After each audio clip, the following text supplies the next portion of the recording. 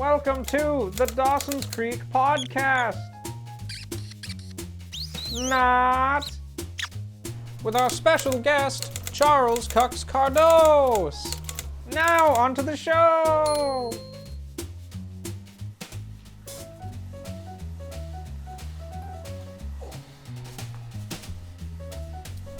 So I thought we could switch it up this episode so you actually sit in my chair and I sit in yours, if that works.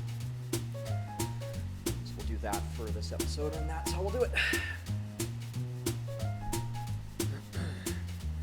Ryan, get on. There we go. Right.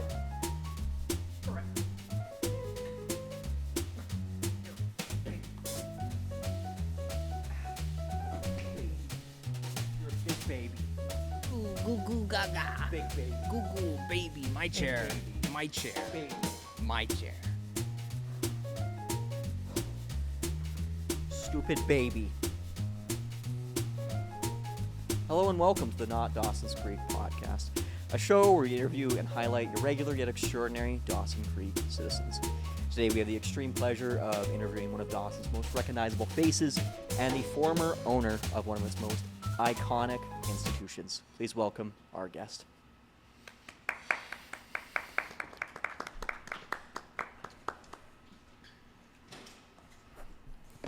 Charles Kux-Kardos, is it Dawson Creek or Dawson's Creek? It's definitely Dawson Creek, and a lot of people make that mistake.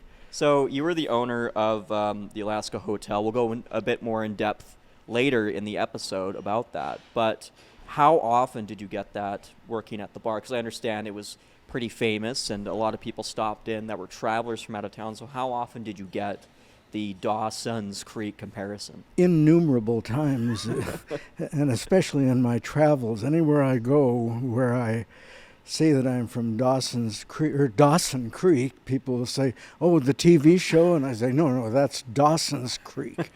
I'm Dawson Creek, 55 paces south of the mile zero post of the famous Alaska Highway. Famous Alaska Highway. So I understand that you and your lovely wife Heidi, you guys came into town, into Dawson Creek. What year was that? 1971. You know, we were working on the Alaska Highway, and at the end of the season, we really had only a couple of choices. We couldn't go back to Vancouver because it didn't have any place to stay there, and so it was kind of Fort St. John or Dawson Creek. Mm-hmm. And we had gotten it into our mind after having watched our boss up on the highway, Jerry Avon, being in business for himself. We thought, well, we've got to get into some kind of a business. Right. And what business was that? Well, as hard as it is to imagine in this day and age, we thought of a diaper service because we had a one-year-old daughter at that time, Christabel. Yeah. And we had diaper service before we left Vancouver, but we had been washing diapers in 20-liter buckets up on the Alaska Highway where we were working, and we thought, gee, that's something that Dawson Creek doesn't have, and maybe that would be the ticket. Yeah, and was it the ticket? Well, it wasn't the ticket, no, and a very, very fortunate thing that it wasn't the ticket, because that was just when the disposables were coming in, so it was very bad. And we came to Dawson Creek because Heidi had to write an exam here. She was not quite finished her bachelor's degree in psychology from UBC. Yeah. And they were using what's now Northern Lights College, but was the vocational school at that time, to adjudicate these exams for people. And so she had to go there, and we found the budget motel at the corner of Alaska and 17th, and it was within our price range, and so we were staying there, and I happened to get a copy of the paper and saw an ad looking for a couple to manage Bear Mountain Ski Club that is now the Dawson Creek Ski Club. Yeah. Yeah. And so we phoned the number, and of all the good luck, it was, they were just having a director's meeting up at Dr. Irvin's house. At that time, he was president, and they said, look, if you can be up here in a half an hour, we will interview you. And so we rushed up to his house, and lo and behold, many of the members of the board were either German or Austrian or Swiss. And Heidi was, of course, had a German accent, and they took an immediate liking to us and hired us, and that's how we came to give up on our plan of the diaper service and sort of see whether we could support ourselves with this ski hill job. And Right. that turned out very well. Yeah. And we were well liked, and at the end of the season, we were invited by one of the members to take over the Alaska Cafe, Yeah. which was being vacated by an older couple. And I just thought, what an opportunity for people like us to all of a sudden find ourselves with a business opportunity at the kind of Georgia and Granville Yeah. of Dawson Creek. It was just too good to be true. And what was it like operating the ski hill? Because obviously you can only operate a certain number of months, like at least at a high level, because obviously the snow, and during summer you can't obviously ski. But how was that like operating that ski hill, and how long was it for? Well, it was, at that time it was around November, around this time of year, and they hadn't gotten enough snow, but they needed to get the lodge ready to go and make sure the ski lift was working and all of that kind of thing. And so we knew that we would at least have that job until the snow melted. And that's exactly what happened. But the members were very, very congenial, and it happened that the man who owned the Alaska Hotel at that time, his name was Fred, he was from Germany, and he and Heidi had made friends over the course of the winter. They were very good customers. Yeah. We were paid a small salary, but we also had the concession and the ski rentals. So it was kind of, how would you say it? It was part entrepreneurial, but with a little salary that at least allowed us to pay the rent. Yeah. And like my job was to, regardless, go up to the hill every morning, and CJDC would phone me, and I would give a ski report. Oh, really? And once the ski season got underway, we got our food concession going, and I had to, chop the wood for the wood-heated furnaces that they had in the old chalet, and Yeah. it was actually one of those that I think caused a fire that burned the chalet down, and Oh, for really? that reason we have that nice new chalet, which isn't so new anymore, but it was then. Yeah. Was that how you met Fred? Was through?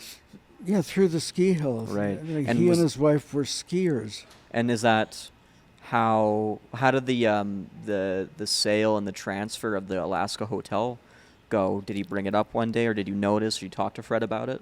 Well, no, as soon as we were in there, we thought, gee, what a wonderful place, and we kind of wishful thinking that we would sometime be able to own it, and it happened that Fred did sell it, but we, I don't want to say we were asleep at the switch, but we just weren't quick enough to manage to put together the necessary financing. Right. So we actually lived through, I think, 4 landlords over a period of 17 years. Wow. Until we finally found a landlord who was kind of at the end of his tether. His wife was the chief bottle washer and bartender, and they were just ready to go. And they had an elderly couple who had been running the Alaska Cafe. Yeah. And they were just too old and too decrepit, and they were willing to sell us the rest of their inventory and the knives and forks and spoons for, I think, $308, which Oh, wow. was affordable even for us at that time. Right. Yeah. And for anyone outside of our community who may be listening to this, what was the Alaska Hotel and the Alaska Cafe? Well, the Alaska Hotel, at the time that we took it over, still rented some rooms, but only monthlies. The cafe had been run by Ace and Thelma Fenton, who I think have since passed, but they weren't as old as I am now, but they were elderly. Right. And Fred and Jane sort of said, look, we really like you, and we know that you don't have much money, but if you would be willing to take this over and give it a try, we would give you the first month or two free and then gradually increase the rent. Yeah. Which is what happened until 17 years later.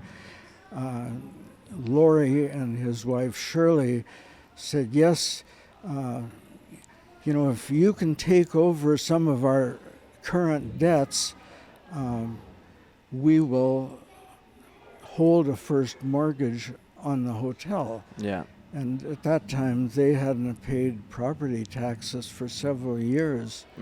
And so there was a tax liability, and one of kind of local business people had helped them, and so he held a promissory note, and so we took over this business with lots of debts, but I don't know, from day one it looked as though it was going to work. Yeah. The first day we didn't take in very much money, but we went around the corner to Lawrence's Meat, which at that point still wasn't the butcher block. Yeah. And it was this little tiny store with sawdust on the floor, and I don't know, like it looked like, a ton of people scurrying around, and I thought, oh yes, well this is what I will hope happens to us, that down the road we will make a success out of this business, and that's exactly what happened. How long did it take for it to kind of reach that point? Well, each year that we rented it, for the first years, business just doubled, and in early 80s, when Tumbler Ridge was getting started, they had their hiring office here in Dawson Creek. Yeah. And once that project was underway,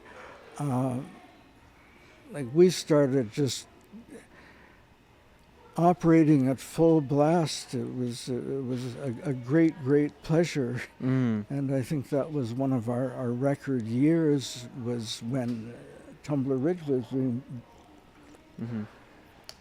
was being built. Oh, wow. I had an epiphany that our oldest daughter, Christabel, and her husband could take it over. Now, I might say that of our 4 daughters, all but one of them used the Alaska Cafe continuously while they were as kids, just to be able to come in there and have chips and gravy and stuff like that with their friends after school. And then when they were old enough to start working, they started just helping and then filling in shifts. And all 3 of them were or 3 out of the 4 were very much a part of the Alaska Cafe. Yeah. And anyway, the oldest one, Christabel, and her husband, who had been working there off and on, but continuing their life in Vancouver, they decided that they wanted to take a crack at running the restaurant, and we thought that was a wonderful idea. Yeah.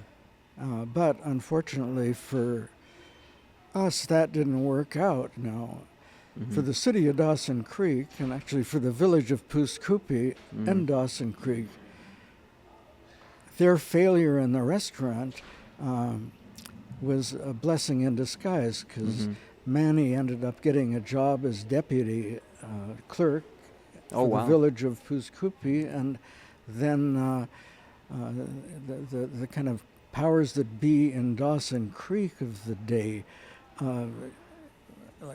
Rob Bremner was Parks and Recs, and Greg Duborowski was, I think, deputy clerk. Anyway, they began looking seriously at hiring Manny away from Pooskupi, which they eventually did, and he worked here for many years until he was lured down to the Sunshine Coast.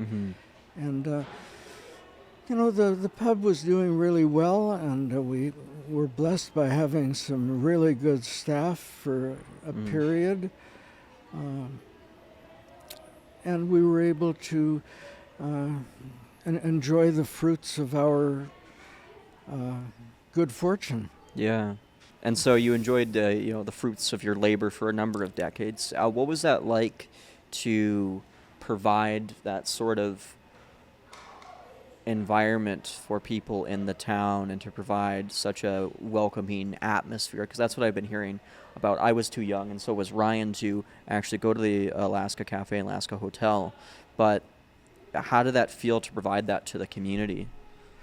Well, it felt great, and like early in the cafe's history after we took it over, it just kind of became a place that people wanted to come to, and we sort of themed it with the mission statement of the charm of a Paris cafe combined with the spirit of northern adventure. Right. And it really was a different town at that time. Like, there were just little stores on 10th Street. Some of them are still across the street, but are no longer what they were. And McKay's Insurance, the guys that ran that, it was before the days of having your own coffee machine. And so they came for coffee every morning at 10 and in the afternoon at 3. And I had made it a goal to have something really visible that they could see when they came in on that Monday morning. And so when we weren't actually at work, we were out in the country scavenging old boards to create a kind of Western atmosphere. Oh, cool. And we,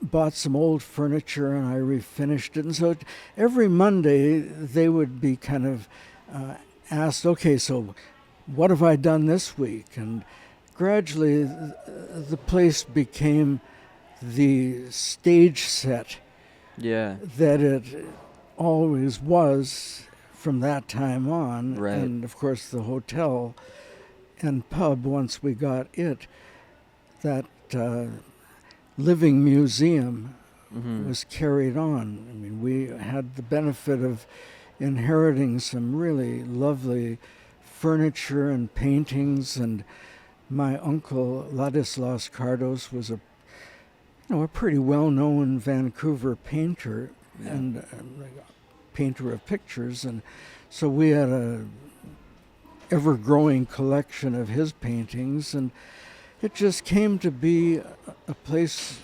to be. And at first I was kind of the only one out front doing the waitering, and Heidi was the cook, and we had built up quite a a nice relationship with the people at the ski hill, Yeah. and word of mouth just spread, and we advertised, and both of us became involved in the community. Like I immediately joined the chamber, Yeah. and I was a charter member of the Peace River Alaska Highway Tourist Association, as well as what is now Spicker South Peace Community Resources Society, but Right. at that time it was South Peace Youth Resources Society. Because the Alaska Hotel was was it a tourist attraction for a lot of people? It was, in a way, like it was, I think, it was the first liquor license that was granted in the Peace River country. I didn't know that, really. Yes, and during the days that the Alaska Highway was being built, I mean, it was busy, and the people that started it, the Michaud family, like there's still, like Rick Michaud, who has Stewie's Diner, his family does, but his dad was Mike Michaud, and Mike and Henry, and 2 or 3 other prominent business people, and I think one of them was a judge, started CJDC Radio. Really? Mm-hmm. Wow. I didn't know that. Yeah. Wow. You know, and It's all connected. so I remember, like, I got the idea to do a little show called Hey Chef, What's Cooking? Yeah. And that went on for a while, and I would interview various members of the community that had recipes that they wanted to share. Yeah. And it just really took off, and it was a wonderful, wonderful thing at its best. Mm-hmm. Wow, that's really cool. And what was the layout like? Because we never, like I said before, we never had the chance to go in. What was the layout like, at least in the pub? Like, what did it look like? Well, as I say, we didn't own the pub for the first 17 years. Yeah. But we created something very unique in the restaurant. And just as a little aside, Ryan's father, Tom Leewood, was one of our artists in residence. Really? And like very quickly, the kind of, we call it the local hippie community, adopted us, and along with that came our mutual connection to the arts. Like I had graduated in theater and Spanish, and Yeah. Heidi had become a dancer, and during the time that she was the kind of co-owner of the Alaska Cafe, well, we at that time, I think both the Windsor and maybe the Park had dancers, exotic dancers, and many of these dancers patronized us because, you know, they liked the people, and of course the staff that we hired reflected our own tastes. And as hard as it was for me to believe and to actually participate in, Heidi celebrated her 30th birthday auditioning at Izzy's Supper Club in Vancouver. Mm-hmm. And she and the girls that came every week to dance at the Windsor or at the Park, like they would make costumes together, and she thought, wow, I mean, you know, could I ever make a lot of money doing this? So she took it up and did it for a year or two. And That's so cool. then the Hart Hotel in Poos. Yeah, the Hart was actually, I think, the first of the hotels that had peelers. And once Heidi took it up more professionally, she performed at the Hart Hotel. Oh, wow. Wow. Did your dad ever talk about performing at the Alaska? He talks about it occasionally. Yeah, he was a very prolific musician, so it gets lost in the mix sometimes. But yeah, he has spoken about the Alaska Hotel. I'll have to talk to him about it, get some more information from him, because I didn't know that he was a patron, a resident there.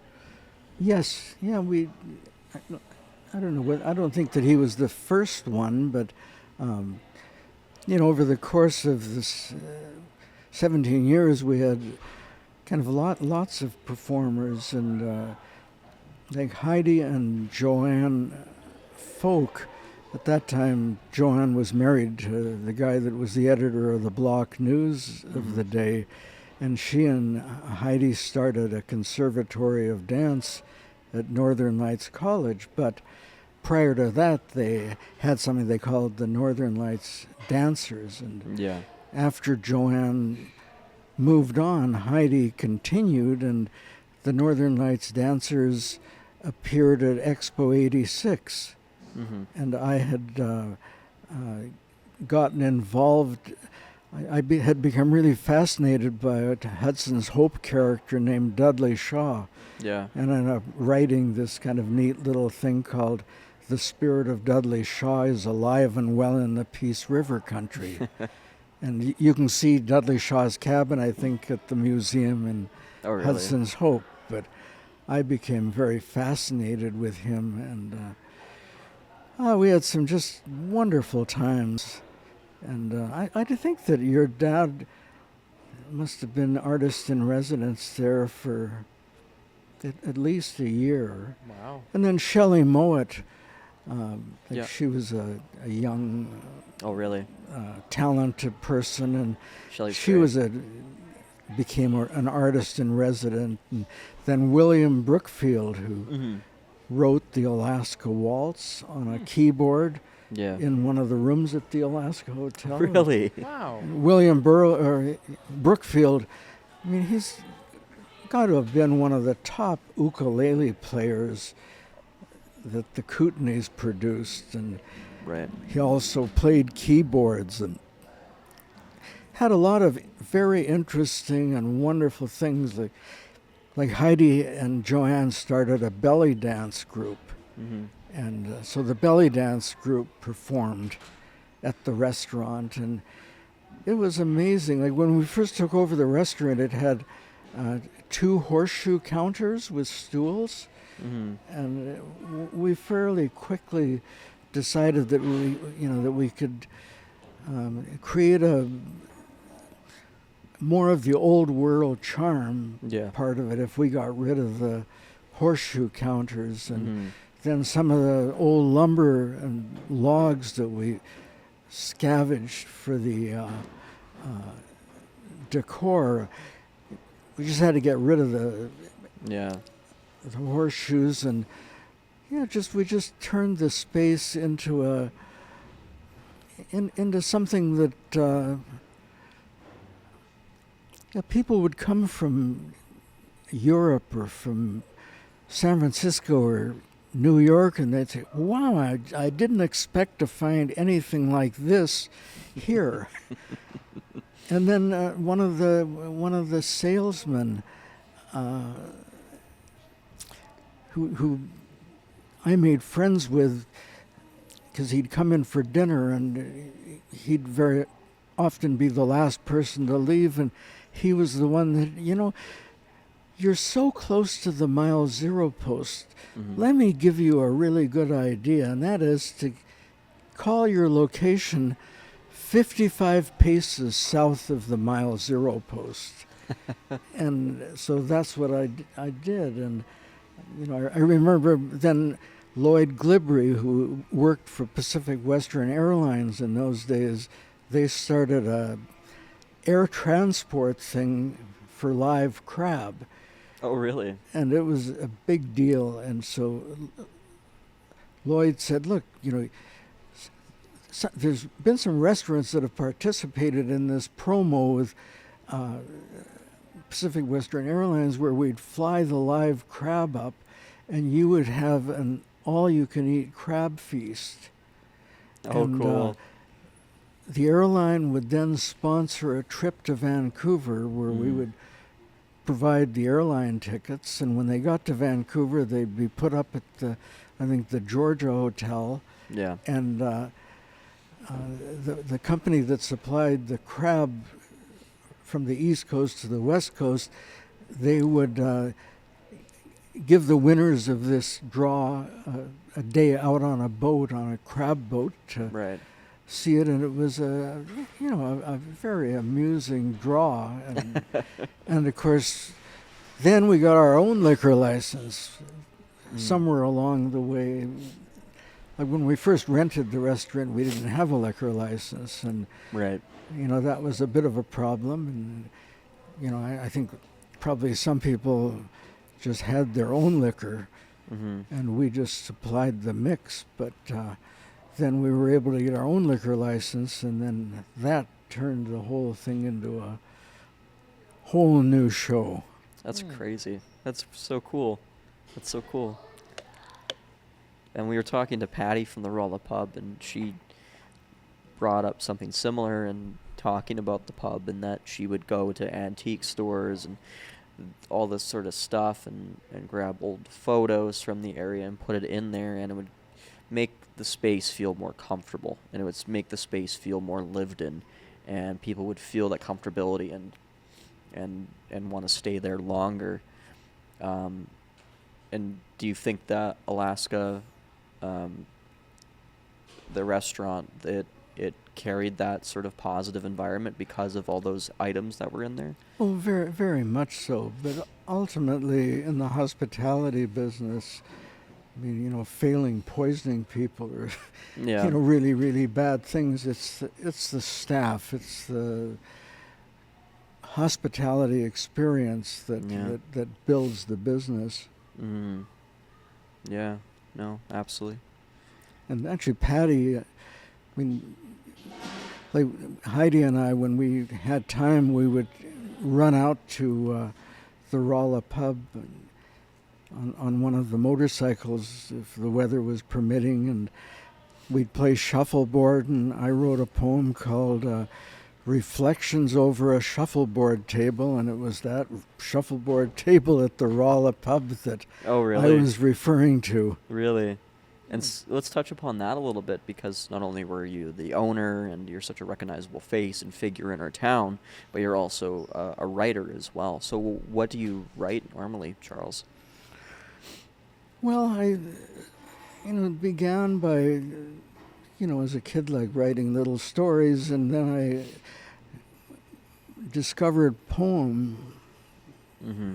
And even though I found poetry very difficult at elementary school, once I think especially after I went to Spain and met Heidi, there was something about falling in love that was very conducive to poetry writing. Yeah. And then as I got involved in the community here and traveling and being exposed to the various political moments of history, the Vietnam War. And then I ended up taking a workshop from a guy named John Kutnikoff, who was, kind of a lifestyle coach. And he and I made friends, and I showed him some of my work. And at that time, in addition to doing this traveling, kind of helping people gig, John was the basketball coach at Simon Fraser University. Oh, wow. And he offered me the chance to have him make up 50 copies of a book of poetry that I had written, which sort of got me started. And, I would occasionally read poetry. And, even recently I participated in a project that Tanya Clary spearheaded right here at KPAC Yeah. last month, where I read a piece out of one of my And let's talk about this a little bit, because we're not going to get the chance to, because you're already such an interesting guy. But we are, of course, sitting in KPAC today, the Calvin Crook Center, the Performing Arts Center here in Dawson. And you performed here quite a few times with your poetry and your writing, right? Yes, and you know, as the idea for the Calvin Crook Center began to take shape, like Calvin was a young mayor who had been a very popular announcer with CJDC and had become very much of a booster of arts in Dawson Creek. And Calvin himself was an artist, and at that time, I mean, this building was the post office, and it had the employment insurance office upstairs. Yeah. And in earlier days, post offices were really important buildings in towns. And as the conversation began to start about what can we do with this building, I mean, like I was friendly with Calvin and was an advertiser of CJDC, and when I wasn't the only one, but a lot of people, you know, just lapped up the idea of the the old post office being turned into a art and cultural center, and I was very, very much a booster of that, and liked Calvin a lot and admired his work, and was very, very pleased to see it take the direction that it did. And it's such a beautiful building. It really is. Yeah, they have a great stage, great upstairs area for meetings, and it just has such a nice, friendly atmosphere, similar to the Alaska Hotel, I would argue, you know? Yes. Well, the Alaska Hotel, you know, was the most photographed building in this town. Yeah. For a long time, and joins our art gallery as being a building that is in itself a work of art.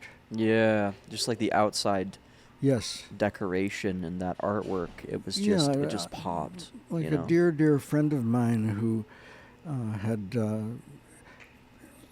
become friends with me when I first started law school, and I'd had this idea of the common room at the law school being filled with pictures of judges and old law students seemed kind of boring, and Mike Malcolm agreed that it was boring and that we should take all those pictures down and put up works by artists. And this was very successful, and so the law school common room became a studio space. Anyway, I enlisted Michael Malcolm to come to Dawson Creek before we bought the hotel to do something with the front of the Alaska Cafe. And he created this wonderful kind of stage set, basically, out of the Alaska Cafe. And my landlord, we did this while my landlord was on holidays. Yeah. And when he came back, like, we expected him to be happy, but he was just thoroughly angry that I had done something like that without getting permission first. Oh, really? And he said, you know, I ought to choke you like a chicken, he said. Wow. Anyway. Did he kind of loosen up a little bit? Yeah, as he saw people just photographing the cafe and the cafe being so popular, he and Shirley, warmed up and accepted that it was a nice change. And then when we actually bought the hotel from him, we kind of worked over the rather boring reno that he had done and turned it into this masterpiece of Michael Malcolm's and mine and Heidi and Shelley and various other people that participated in it. And when it was done, we didn't know quite what to call it, and I think it was myself that said, well, this looks like Gold Rush Bavarian. Mm-hmm. And it did. It just stood out, and we're hoping to rebuild the hotel, but in a slightly different form, but with the same front. Right.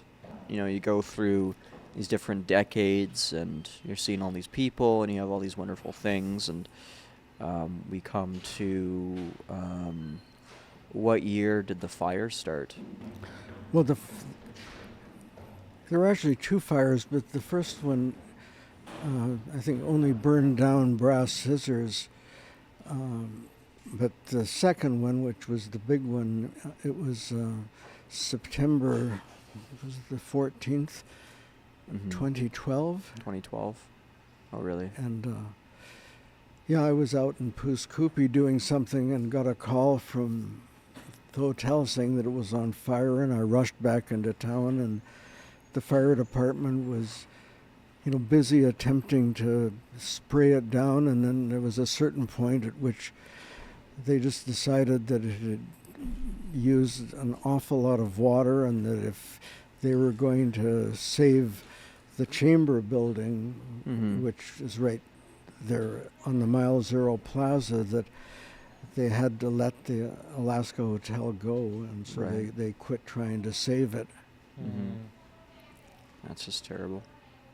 How did that feel to have that go? The hotel. Well,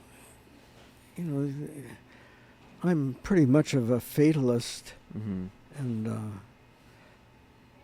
it's once I realized that it couldn't be saved. I mean, my attention went straight to insurance. Right. And that fortunately worked out reasonably well. Mm-hmm. But, the oil painting of my grandmother that had, come from Vienna, and many, many beautiful pieces of furniture and pieces of art that had come through kind of three of the people who I outlived. Yeah. Mm-hmm. It's a shame. Hopefully it will be reborn. Yes. In my lifetime. Yes. Are there any plans for that, or is that just kind of a hope? The plans for it are to create something very unique, in that it would be a progressive health hotel. Oh, really? Like with me, to some extent, being the recipient, to where, we'll put it this way, like now that Canada has MAID, and my uncle and aunt were kind of pioneers in the MAID movement. Yeah. And my uncle always said, look, you have no control over being born, but you bloody well do have control over your final exit. And so my hope will be that the top floor of the Alaska Hotel, the new Alaska Hotel, will be called the Palliative Penthouse. And we will advertise around the fact that Dawson Creek is not only a great place to live, but it's a great place to die.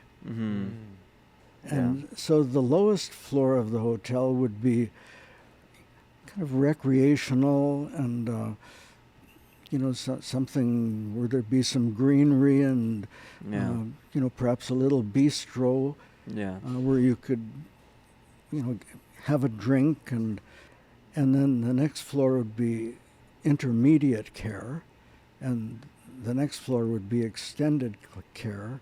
Oh, cool. And from there you would go to the Palliative Penthouse. Yeah. And we would dig down deep, put in a crematorium in the first lower level of the hotel. Mm-hmm. And perhaps some indoor parking places. Yeah. A lot of different Very ideas. ambitious plan, but Very cool. like in 1990, I became chairman of the Rendezvous 92 Committee for Poos-Kupi and got a chance to go to Alaska as part of the planning process. And while on the plane, I had a fantasy of getting a group of Rolls-Royce and Bentley motor cars to drive the Alaska Highway. And again, my friend Michael Malcolm jumped in and gave it the name the Smooth Cruise. And so the notion was that the Alaska Highway, after 50 years, has come of age, where you no longer have to worry about ruining your car, that it's now smooth enough for a Rolls. Yeah. So we called it the Smooth Cruise. And that was a wonderful event for Dawson Creek. And Leslie Nielsen came to Dawson, and the commissioner of the Yukon, and the town was full. And Ian Hannah-Mansing from CBC, in those days, he had real jet black hair, even though he is very recognizable even today. But he was broadcasting from the Mile Zero post, and very good time. Wow. That's really cool. Well, this has been an awesome reflection on the past and talking about Dawson's past and what's good and what's even great about it. So as we finish up here, Charles, we have a question that we always ask our guests. If you were to describe Dawson with one word, what would it be?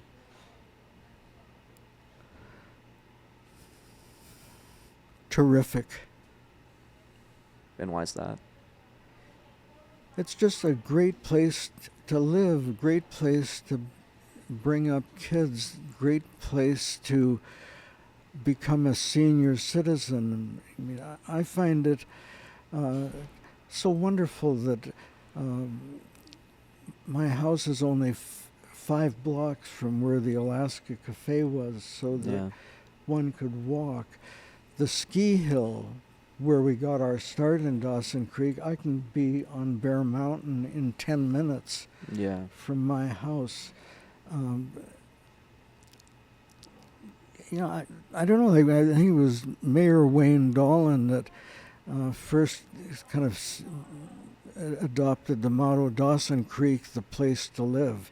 And I certainly find that it's just a terrific place, and I'm so grateful that I live here. That's one of the reasons that I would be quite happy to die here. Yeah, right. Because it's a great place to live. Yes. And it's a great place to die too. Yeah. Yeah. Yeah, wouldn't it be great if we had something so popular that the people would move in years before they died. Yeah. Well, Charles, this has been a fantastic time. Thank you so much. You're welcome, for that Grady. trip down memory lane. My we really pleasure. appreciate your time. It's a big pleasure to have Ryan Leewood sitting right opposite me. Oh no, the pleasure is all mine. Does he look like Tom? Well, somewhat. Thanks for watching the Not Dawson's Creek podcast.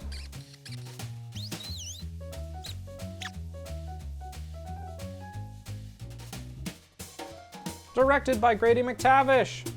Produced by Quentin Tootin and Grady McTavish. Directors of photography, Quentin Tootin and Ryan Leewood. That's me! Art director, Charlie McLean. Sound, Taylor Leewood. Camera operators, Charlie McLean and Quentin Tootin. Special thanks to K-Pac, Johanna Martins, Charles Kux-Kardos, Taylor Leewood, and Tom Leewood. Bye-bye!